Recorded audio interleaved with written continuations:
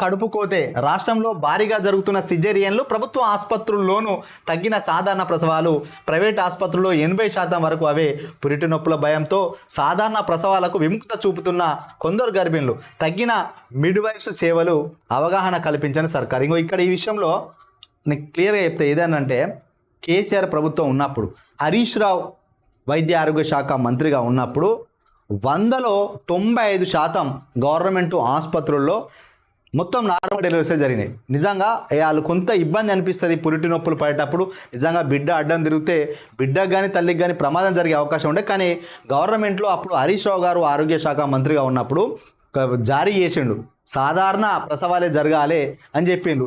గర్భిణీలు కూడా కొంతమంది అయినా మరి సాధారణ ప్రసవం అయినప్పుడు మీకు ఇబ్బంది కాదా అని అడిగిన సందర్భంలో సాధారణ ప్రసవం అయిన తర్వాత ఏమనంటే అప్పుడు కొంత నొప్పి ఉంటుంది కావచ్చు, కానీ తర్వాత వాళ్ళు సెకండ్ డేనే హాస్పిటల్ నుంచి డిశ్చార్జ్ అవుతారట. అదే సిజేరియన్ చేస్తే ఏమవుతుందంటే డాక్టర్లకు కమిషన్లు ఎక్కువ వస్తాయి.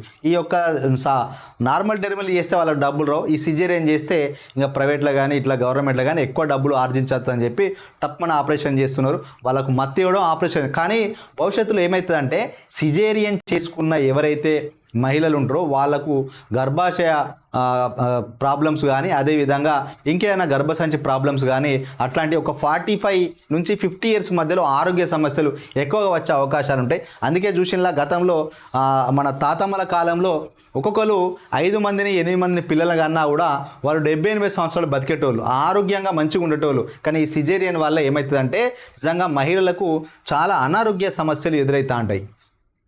సో అందుకే ప్రభుత్వం కూడా అవగాహన కల్పించాలి. ప్రైవేట్లో సిజేరియన్ల కన్నా ప్రభుత్వ ఆసుపత్రుల్లోనే ఆపరేషన్లు కాకుండా నార్మల్ డెలివరీలు చేసుకోవాలని చెప్పాలి.